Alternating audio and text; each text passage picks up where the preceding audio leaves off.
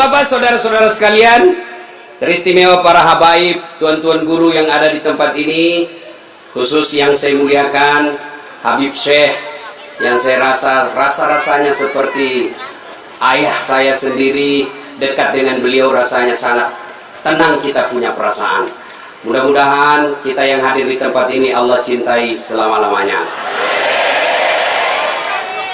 Ada perantau di sini? Ada? Nah, Sulawesi Selatan dari Bode merantau ke Batu Licin, cari kerja. Sampai Batu Licin ternyata tidak enak cari kerjanya, bisa balik ke Bode. Dari Surabaya cari nafkah ke Batu Licin, sampai Batu Licin ternyata pun tidak enak di sini, boleh balik ke Surabaya. Dari Jakarta coba-coba usaha-usaha di Batu Licin, ternyata tidak peluang dan makin susah hidupnya, boleh balik lagi ke Jakarta. Masih ada pilihan. Tapi demi Allah, ketika bapak ibu sudah masuk di kubur, senang tidak senang kau tinggal di situ, tidak boleh kau keluar.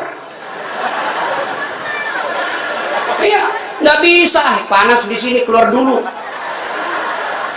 Bapak tidak senang di rumah sebelah, bisa balik ke rumah utama. Pergi merantau tidak senang di sini, balik lagi ke kampung. Tapi demi Allah, ketika sudah balik ke kubur, tidak ada alasan lagi untuk keluar. Almarhum Haji Mami telah berada di alam kubur, dan Rasulullah SAW menginformasikan, ketika kita sudah masuk kubur, ada beberapa jenis orang yang menyesal dan tidak bisa lagi berbuat apa-apa setelah dia masuk di kubur. Siapa mereka yang menyesal setelah ada di kubur? Satu, mereka yang enggan bersedekah. Dalam Quran dijelaskan, ketika kita sudah wafat, lalu kita buka mata kita, lalu bertanya kepada malaikat, wahai malaikat, hari apa ini malaikat? Malaikat berkata, kalau bahasa kita, mati mako. Wahai malaikat, ya Allah, kembalikan saya ke dunia, kembalikan saya ke Batu Licin, kembalikan saya ke Bagatan, sekejap saja, ya 5 menit lah. Untuk apa? Untuk sholat? Bukan. Untuk puasa? Bukan. Untuk haji? Bukan. Untuk apa? Untuk bersedekah. Semua hartaku saya sedekahkan jalan agama Allah. Bapak puasa dinikmati ketika puasa, haji dinikmati ketika haji, sholat dinikmati ketika kita masih hidup. Tapi sedekah, meskipun kita sudah di alam kubur, kita masih menikmatinya. Itulah yang disebut amal jariah. Bu, Hui. Ibu kalau meninggal siapa yang doakan? Nah, suami, kawin lagi.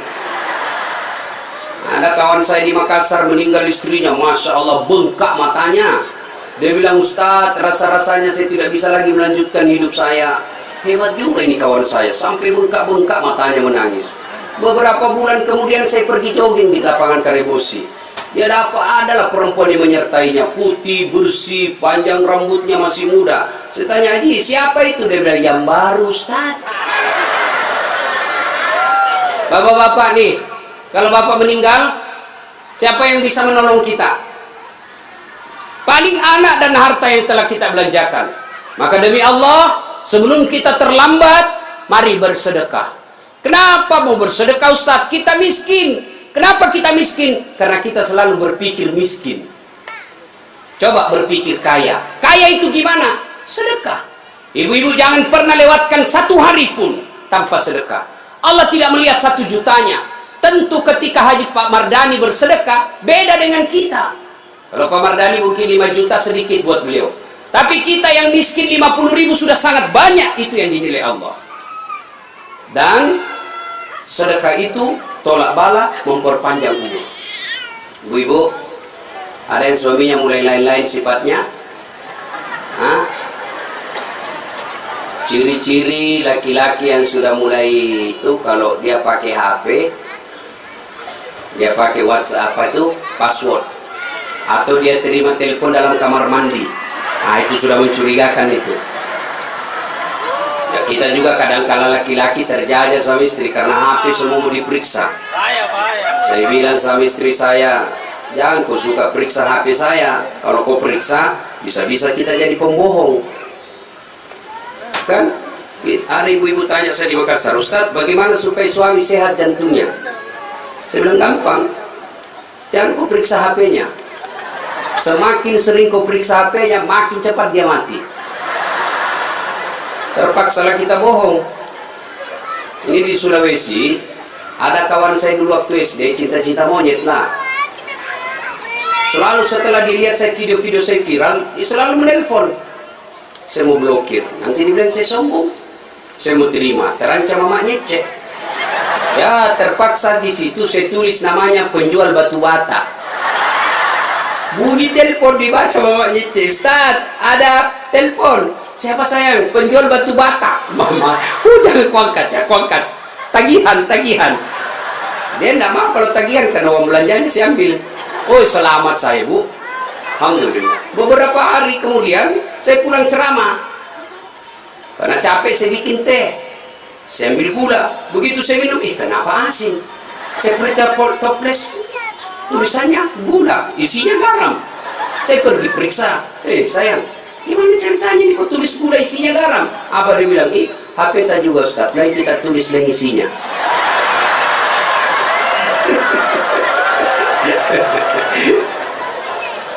Nah ibu bapak, saudara-saudara sekalian, ketika kita sudah wafat, maka yang bisa menolong kita adalah harta yang telah kita sedekahkan.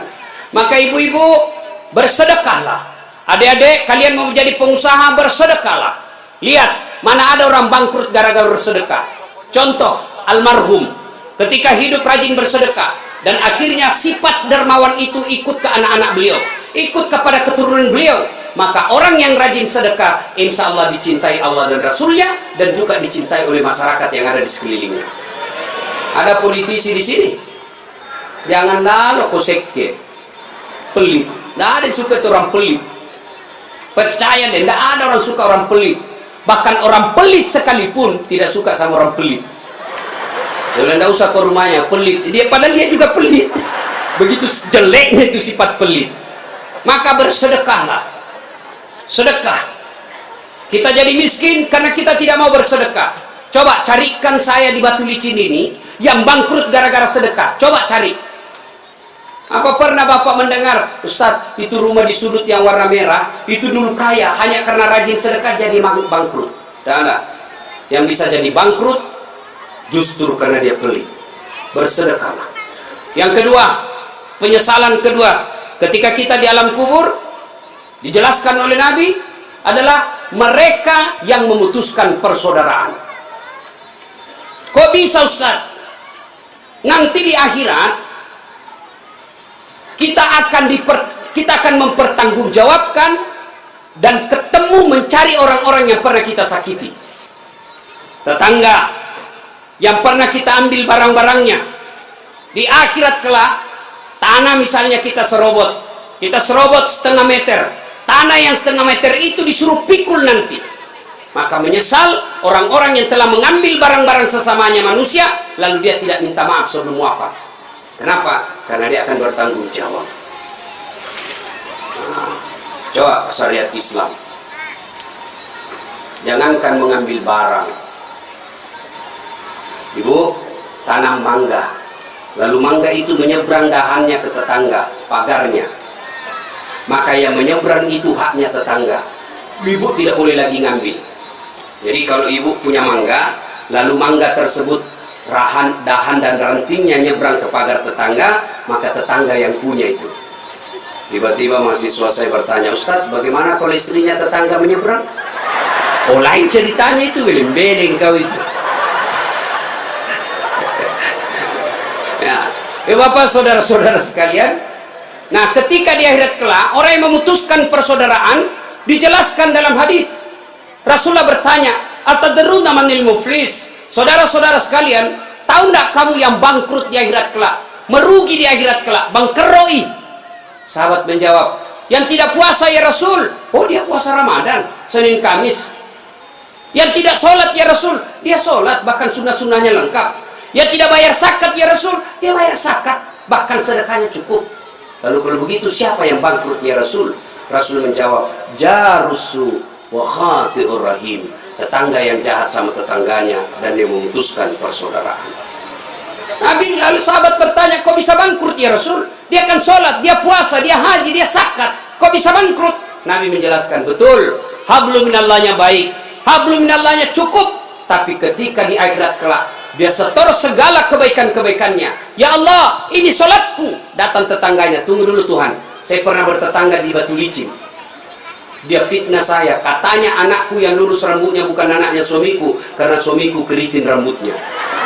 Dia tidak tahu anaknya lurus rambutnya karena sudah di rebonding. Ya Allah, gara-gara fitnahnya satu kampung membenci saya. Allah berfirman, ya sudah, ambil sholatnya. Habis sholatnya 20 tahun. Dia setor lagi puasanya. Ya Allah, ini puasaku 20 tahun. Datang lagi tetangganya, tunggu dulu Tuhan, saya pernah bertetangga, dia serobot saya punya tanah, saya mau lapor ke polisi, temannya polisi, saya tidak bisa ngapa-ngapain ya Allah. Allah berfirman, ya sudah, ambil dia punya sholat 20 tahun. Habis puasa, habis sholat, dia setor lagi hajinya. Ya Allah, ini hajiku. Datang lagi, saya pernah juga sama-sama caleg. Dia fitnah saya, dia sebarkan hoax, dia jelek-jelekkan saya. Habis duit saya pasang baleho 2 miliar. Saya jual sawah, sertifikat rumah saya masuk di bank. Gara-gara dia fitnah saya kalah. Saya minta keadilan hari ini. Allah berfirman, ya sudah, ambil aja itu hajinya. Habis amal-amalnya. Capu mana nih amal-amal di Cina? Habis sudah amal-amal kebaikannya, masih ada yang datang. Ya Allah, saya pernah juga disakiti. Saya pernah satu kantor di kantor Bupati Tanah Bumbu. Saya difitnah, katanya mobilku hasil korupsi. Gara-gara fitnahnya, saya dimutasi menjadi non-job. Staf ahli. Ahli yang tidak ada stafnya. Saya minta keadilan hari ini ya Allah. Dia bilang yang tadi banyak-banyak, bagaimana lagi caranya ya Allah? Habis amal-amalku. Allah berfirman, tidak ada kebatilan yang tidak ada balasannya hari ini. Supaya adil, ambil dosa-dosanya orang yang pernah kau sakiti. Maka sebelum terlambat, ayo minta maaf. Ya, datang minta maaf. Saya sudah minta maaf Ustaz. Dia tidak mau maafkan saya. Ya bagaimana mau dimaafkan kalau barangnya orang tidak dikembalikan? Kan biasanya kita minta maaf ini kan biasanya versi Pancasila. Maaf lahir batin, dunia akhirat, sengaja tidak disengaja, rambut sampai ujung kaki. Tidak begitu caranya bos. Bagaimana caranya? Satu, jabat tangannya. Bagaimana kalau perempuan Ustaz? Ah, berbeda masalah. Syafi'i haram, Imam Ahmad selama tidak nafsu boleh. Maka saya kalau mahasiswa saya di UNHAS yang cewek-cewek cantik, putih mulus, nah, saya tidak mau jabat tangan, saya begini saja. Masa Ustaz nafsu sama masih bisa? Saya manusia biasa. Ayat tidak mengatakan la taqrabu zina illa ustaz. Jangan kau dekati zina kecuali ustaz. Ustaz juga hancur kalau ketemu cewek cantik. Iya. Nah, tapi saya gini aja. Tapi kalau ibu-ibu majelis taklim yang sudah muka-muka sakaratil maut, yang sudah bau-bau minyak gosok, ya sudahlah jabat tangan. Tidak mungkin saya nafsu sama ibu-ibu. Ya tidak tahu lah kalau ibu nafsu sama saya. Ya. Nah, satu, jabat tangannya. Dua, pandang matanya. Pandang mata. Yang ketiga, senyum. Kadang-kala kita juga jabat tangan kan tidak lihat orang, tidak beradab itu. Dengar adik-adik sekalian, puncak dari semua ilmu adab. Biar kau hebat ilmu fikih, hebat tasawuf, hebat tadarus, tapi kau tidak punya adab kepada sesama manusia, bangkrut kalian di akhirat kelak. Banyak anak-anak sekarang ini baru belajar agama 3 bulan, itu pun melalui YouTube, baru 2 menit habis kuotanya. Semua salah. Gampang sekali dia bidah-bidahkan. Salawat begini tidak ada pada zaman Nabi. Nah, pada zaman Nabi bid'ah sesat, sesat masuk neraka. Nenekmu punya neraka. Kayak dia saja panitia hari kiamat. Ini banyak sekarang ini nggak tahu. Ya. Nah, satu, jabat tangannya. 2, pandang matanya. 3, senyum. 4, salawat kepada Nabi. Allahumma sholli ala sayyidina Muhammad wa ala ali sayyidina Muhammad. Dan yang kelima yang paling penting, sebut judulnya dosa. Jadi bapak-bapak nanti kalau minta maaf sama istri, itu syaratnya. Jabat tangan, senyum, pandang matanya, sebut dosa. Jadi kalau suami minta maaf, ibu suruh sebut judulnya. Apa judulnya Pak? Tiba-tiba minta maaf. nggak enak, nanti kau ngamuk lagi. Bilang apa? Ustadz Dasar bilang harus sebut. Apa? Mohon maaf ibu, dulu waktu saya tugas di Banjarmasin, saya hilaf. Ada perempuan mirip betul sama Pian. Maafkan saya selingkuh ibu. Dia bilang istrinya, enggak apa-apa pak, saya maafkan. Memang itulah manusia biasa, kadang-kala kita hilang. Saya maafkan kau karena bulan lalu saya juga selingkuh.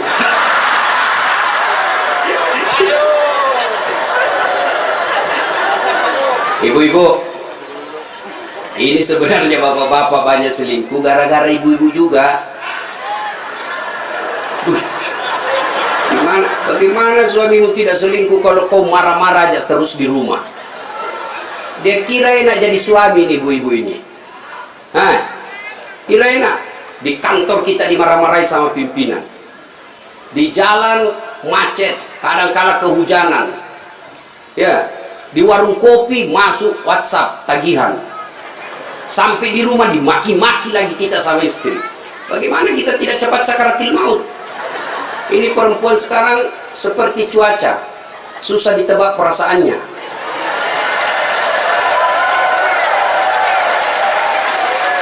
Dia kira enak laki-laki. Ibu, dengar ibu. Hui, ibu, bu, ada 4 perempuan yang menjadi penghuni api neraka.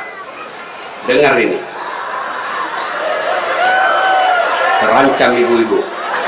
1, kata Nabi, mereka yang selalu bicara kasar sama suaminya.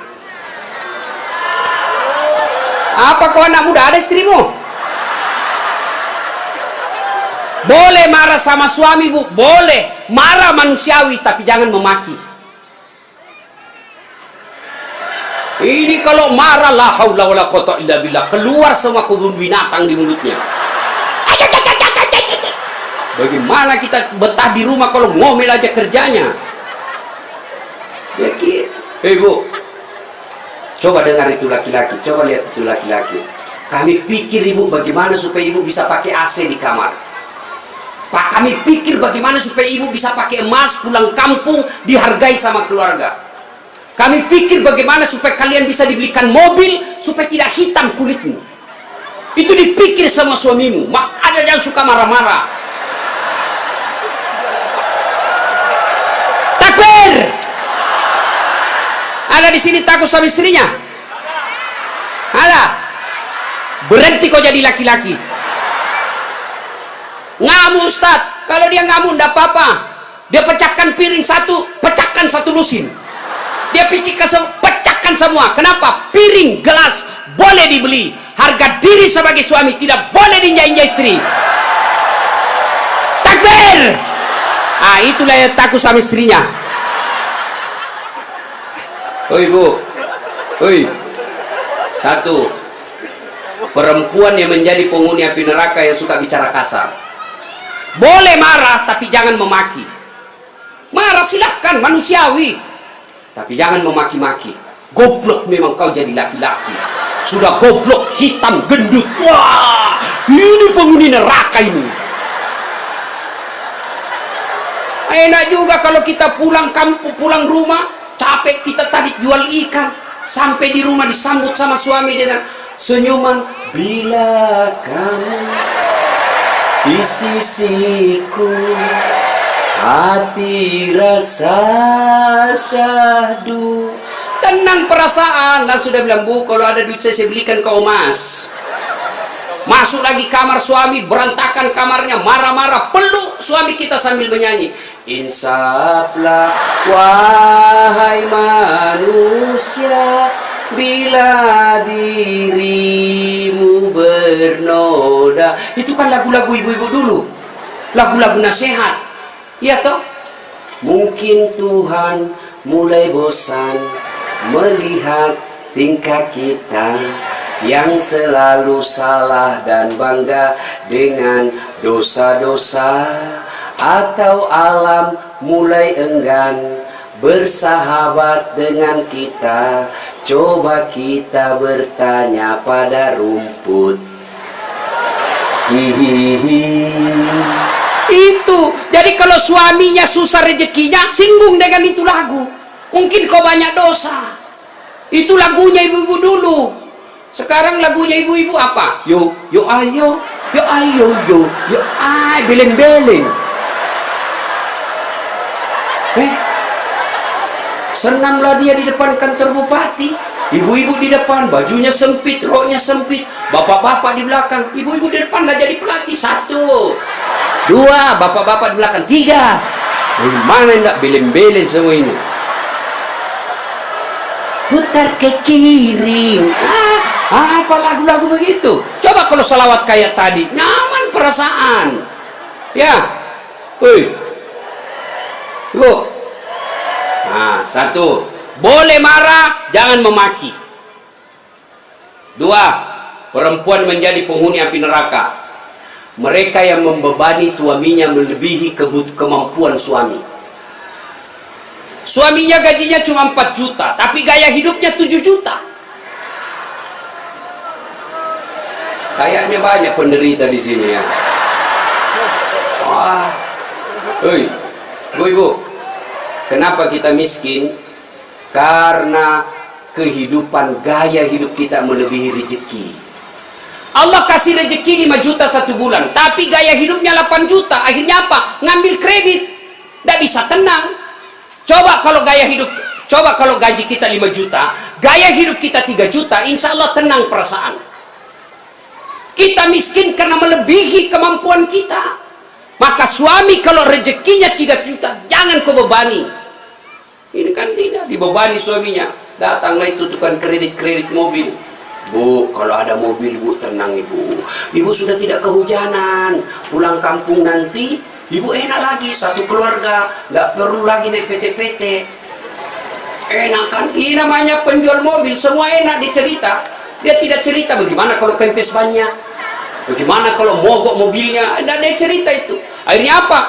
Usullah kepada suaminya, bang, masukin aja deh sertifikat rumah supaya kita bisa mobil. Akhirnya apa?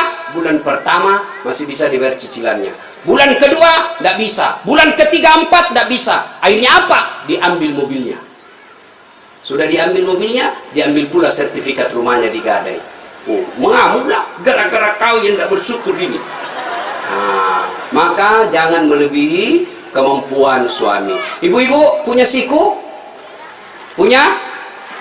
Woi, punya siku? Coba gigit sikunya, Bu. Coba. Kalau ada yang bisa gigit sikunya, saya kasih hadiah. Coba, mana bisa? Nah, itulah orang yang memaksakan suaminya melebihi kemampuannya. Dan yang ketiga, kata Nabi, orang yang akan menjadi perempuan penghuni neraka, mereka yang mempertontonkan auratnya di depan lelaki. Bu, terutama ini akhwat cewek-cewek nih, mari kita kerjasama. Kami laki-laki jaga mata, tolong kalian perempuan jaga akhlak. Biar kami setengah mati jaga mata, kalian gentayangan di jalan, habis amal kami, bos. Pastilah dilihat, barang bagus.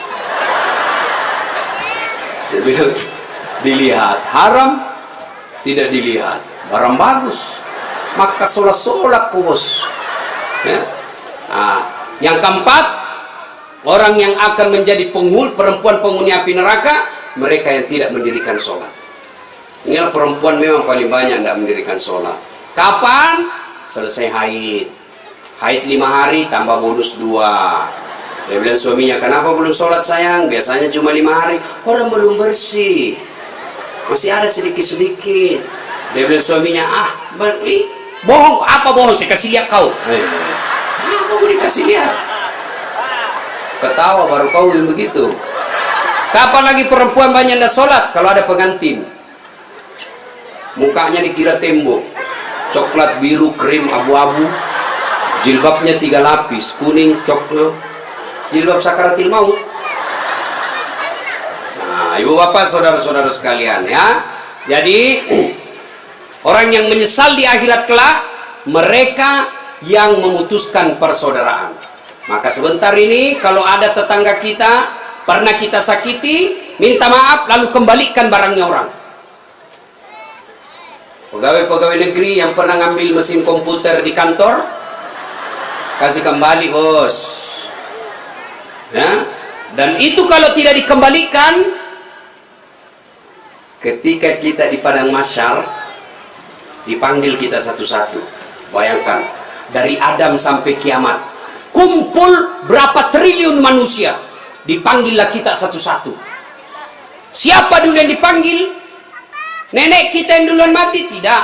Kakek kita yang duluan wafat? Tidak. Leluhur kita yang duluan wafat? Tidak. Lalu siapa dulu yang dipanggil? Nama-nama Islam dulu. Abdurrahman, Abdul Jabbar, Siti Fatimah, Aisyah, Mutmainnah, Das'ad Latif. Nah, itu dulu dipanggil. Cuncung di belakang kok bos. Dipanggil juga tapi mondri kok bos. Maka jangan berkata apa arti sebuah nama. Nama itu penting. Begitu pentingnya sebuah nama sehingga Nabi jelaskan ada 3 kewajiban orang tua kepada anaknya. 1 diantaranya memberi nama yang baik. Kenapa? Karena di akhirat digunakan ini nama. Nama-nama Islam dulu. Tony, Joni, Rudy, Ningsi, Nining. Dipanggil juga tapi di belakang bos. Habib Syekh, di depan. Das'ad Latif nomor 2. Bayangkan. Dipanggillah kita. Nah, orang bilang apa arti sebuah nama? Coba bayangkan kalau tidak ada semua nama di sini. Yang paling repot caleg. Pilih saya siapa? Anu siapa? Anu. Coba kalau ada, coba sebut nama. Orang sebut nama minimal 2 saya bisa tahu. 1 suku, 2 agamanya. Nama Margono. Nah, biasanya Jawa. Gitu. Nama Ambok Dalle, enggak mungkin Cina. Masa Ambok Dalle Cina? Pasti Bugis, ya kan? Nah, nama. Yang kedua, nama adalah doa. Ketika nama anak kita Mutmainnah, orang yang memanggilnya, wahai Mutmainnah, wahai kau jiwa yang tenang, berarti orang mendoakannya. Dan di akhirat dipakai kelak. Ustadz, bagaimana saya Ustadz? Sudah terlanjur namaku Ronaldo. Karena bapakku pecinta bola. Bagaimana caranya Ustaz? Ya islamkan. Bagaimana cara mengislamkannya? Tambah Muhammad di depannya. Muhammad Abdul Ronaldo. Nggak nyambung Ustaz, biar nggak nyambung. Yang penting selamat kok bos. Masih ingat almarhum Presiden kita Soeharto? Sebelum beliau menunaikan ibadah haji, kan namanya cuma Soeharto. Setelah menunaikan ibadah haji, Raja Fat waktu itu sadar, wah menderita ini Pak Harto nanti kalau tidak diislamkan. Maka diislamkanlah namanya, ditambah di depannya Muhammad Soeharto. Ibu Tin juga ditambah di depannya Siti. Maka ibu-ibu yang sudah terlanjur namanya islamkan. Harus rubah KTP? Tidak. Yang penting misal ulang tahun. Saudara-saudara sekalian, hari ini nama saya islamkan. Yang tadinya Desi Ratnasari, saya menambah di depannya Siti Desi Ratnasari. Yang ketawa serius orang ini. Nah, nama penting. Dan pada saat itu, ketika kita dipanggil satu-satu, wajah-wajah kita di padang mahsyar tidak lagi seperti ini. Ada yang mukanya seperti ular. Kata Nabi, siapa yang muka ular? Mereka yang suka menjilat-jilat. Ini di kantor bupati banyak begini. Ya Pak, siapa. Ada juga orang itu pegawai kayak tidak punya lagi harga diri di depan bupatinya. Ya Pak, terserah Bapak. Wah, cemen lu men. Ya. Yang kedua kata Nabi, ada juga nanti yang mukanya seperti anjing. Siapa muka anjing ya Rasulullah? Beliau menjawab, mereka yang disogok dan menyogok. Nah, ini termasuk anggota DPR nanti yang terpilih karena nyogok. Ada begitu di sini? Ada? Nah, kau salah, kenapa kau pilih? Tapi kau larang, tapi kau bilang wane piro. Lalu kata Nabi, ada juga nanti yang mukanya seperti tikus. Ya Rasulullah, siapa muka tikus? Mereka yang suka mengambil barangnya orang. Nah, ini yang ini di sini ya, yang suka korupsi dan disuruh pikul itu hasil korupsinya. Saya kalau lihat itu orang korupsi 3 miliar, 10 miliar, wih, setengah mati dia pikul nanti itu. Dia bilang mahasiswaku 10 miliar uang dolar Singapura Ustaz, itu dikantongi ji. Sebenarnya aku bayangkan uang Singapura, uang koin apa? Uang koin 10 miliar pikul kok itu.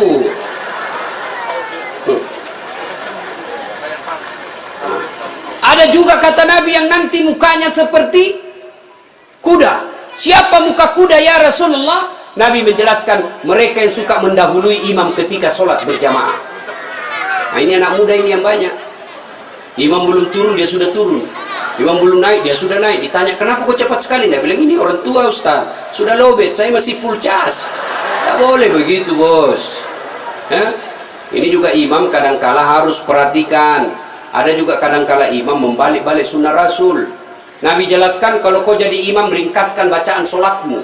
Ini baru jadi imam mau takbir aja sudah lama. Gaji itu wakka mani bawaan selesai.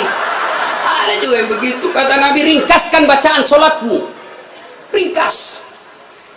Yang kedua kata Nabi, bacalah yang umumnya orang hafal. Tujuannya apa? Satu, orang bisa husuk mengikuti kalau yang dia baca hafal. Coba kalau imamnya membaca kul huwallahu ahad, anak-anak juga ikut di belakang kul huwallahu ahad, karena dia hafal. Begitu imam membaca surah Al-Baqarah ayat 10 sampai 115, la haula wala quwwata illa billah, dia husuk dengan bacaannya, kita husuk dengan hayalan. Kita mau ikut, tidak dihafal, mau ruku belum selesai, terpaksa kita baca semua itu di dinding. Keadaan keuangan masjid, pengeluaran, saldo, waduh, sudah dibaca satu tripleks, belum selesai bacanya imam, dibaca lagi kalender Persatuan Guru Republik Indonesia cabang Kabupaten Tanah Bumbu. Selesai lagi, belum selesai imam, dibaca lagi bajunya orang caleg DPR RI nomor urut 7 dari Partai Nasdem. Dibaca semua Pak. Siapa yang salah? Siapa salah? Imam. Makanya kata Nabi, baca yang umumnya orang hafal dan ringkaskan. Ada orang jadi imam, dites lah anak penghafal, kau jadi imam nak, mau didengar bacaanmu, jadi imam lah, hanya dia yang hafal. Begitu lagi sholat, tiba-tiba ada cicak jatuh, kena telinganya, stres hilang hafalannya. Apa sambungannya ini? Oh, dia lupa betul, hening satu masjid. Tiba-tiba imam berkata, tolong bantu di belakang.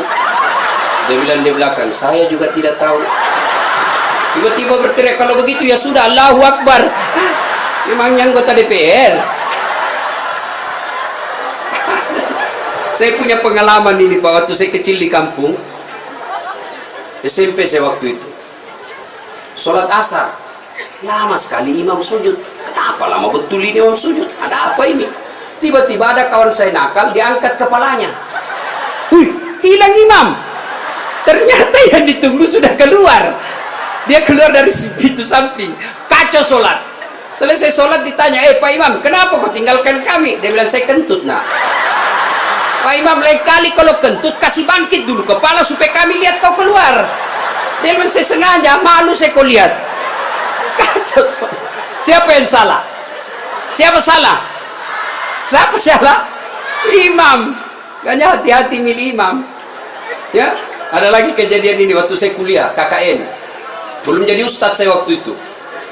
Ada kawan saya dia pakai baju gamis. Wah, saya bilang pasti anak pesantren.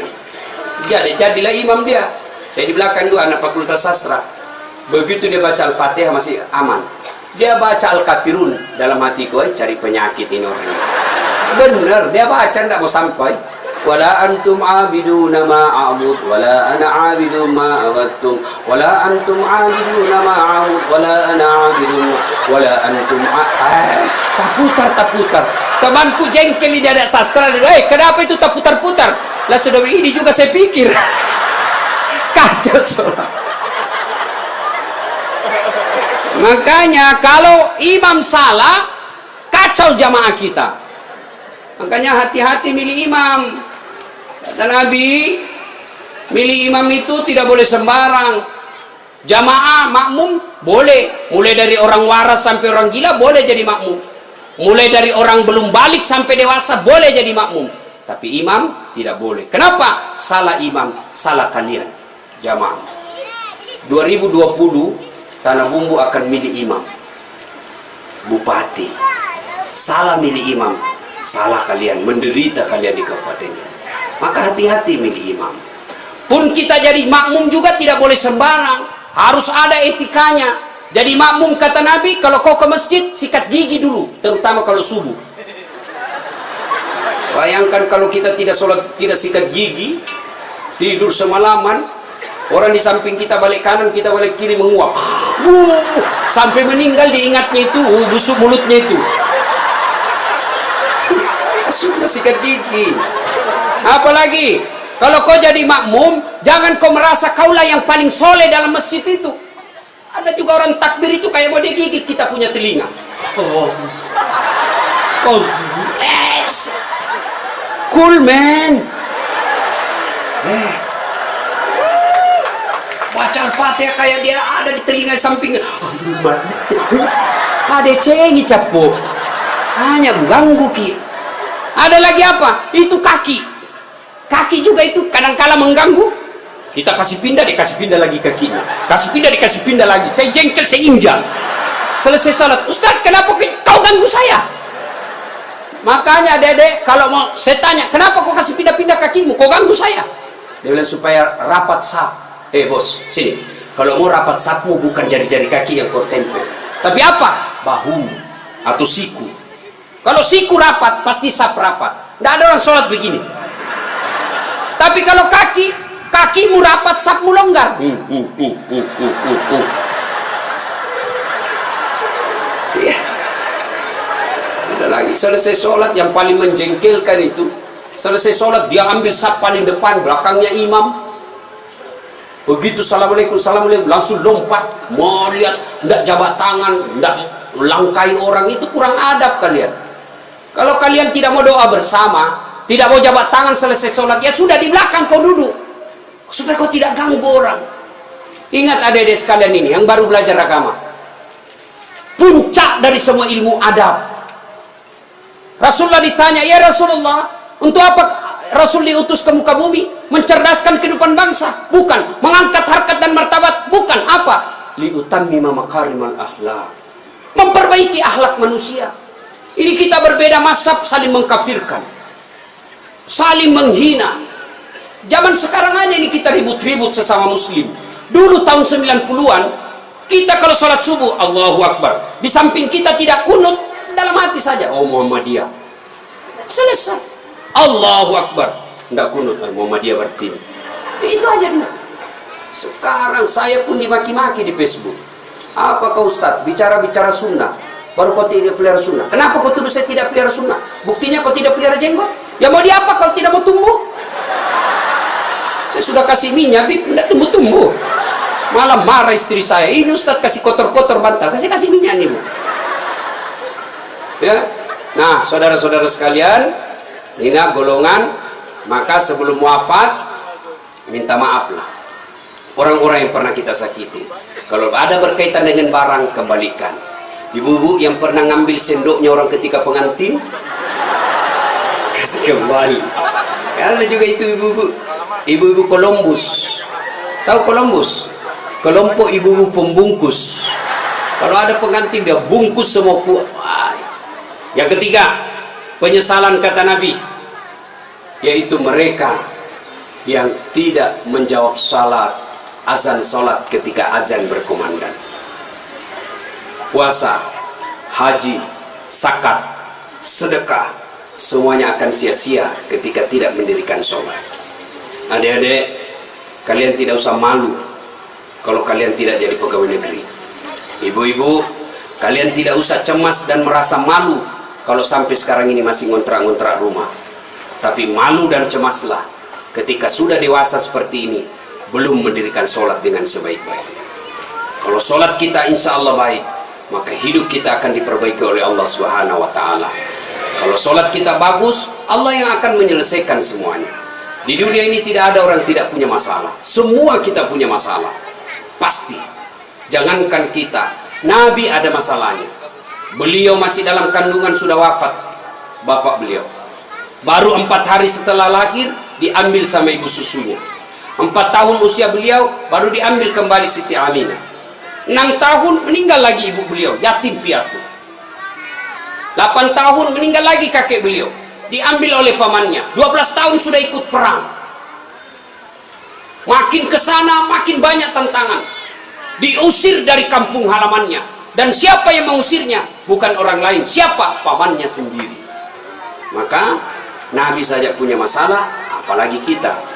Adik-adik, ini ibu-ibu kalau ada masalah, maka perbaiki sholat. Insya Allah, Allah yang akan selesaikan masalah-masalah kita. Tidak ada orang tidak ada masalahnya. Maka kalau mau selesai masalah, man yattaqillaha yaj'allahu makhraja. Allah yang akan menyelesaikan masalah-masalah kita. Bukan berarti tidak ada masalah. Ada masalah, tapi Allah yang selesaikan. Nah, ada masalah, perbaiki saja sholat. Ada yang bilang itu sholat Ustaz, masalahnya lebih banyak lagi sekarang.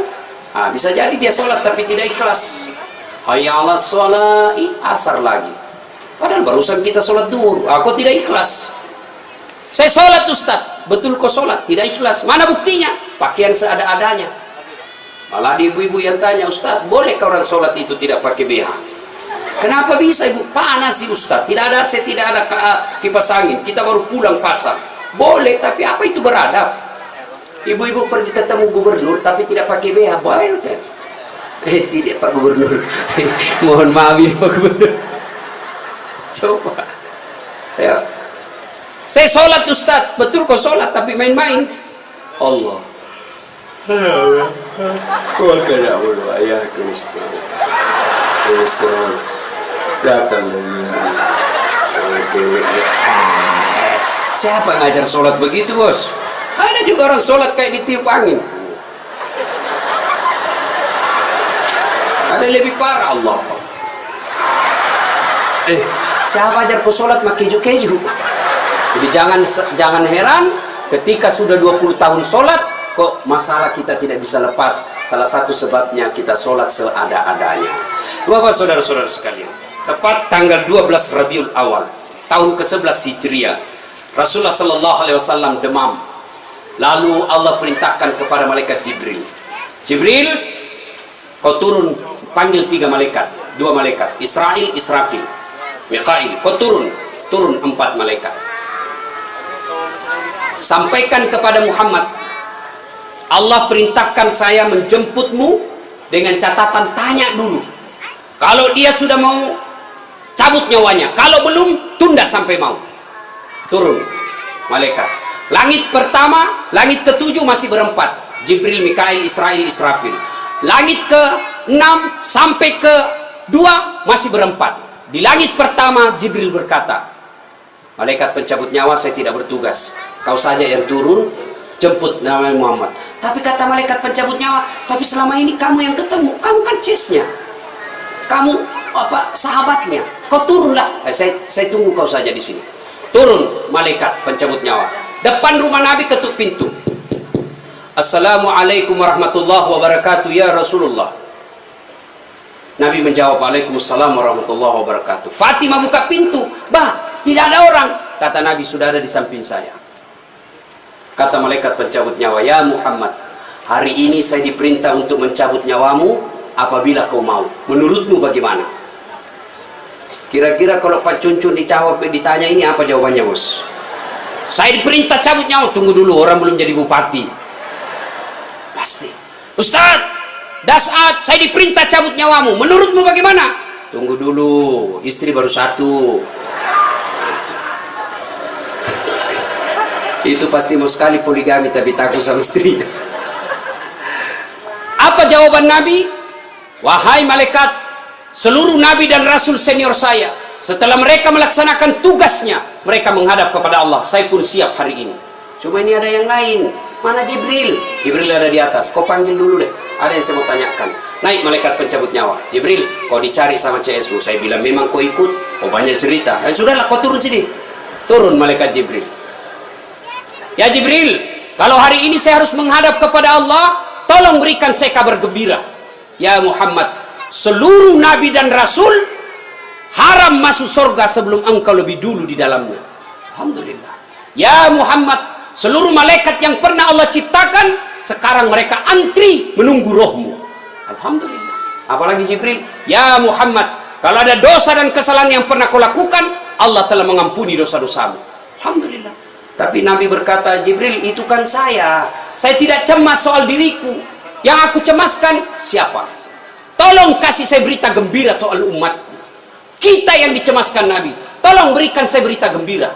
Naiklah Jibril bertanya kepada Allah, turun membawa berita. Ya Muhammad, saya dapat berita gembira dari Allah. Apa?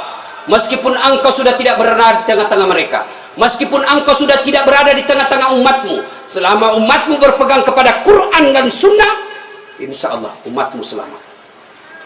Nabi berkata, kalau begitu laksanakan tugasmu, malaikat pencabut nyawa.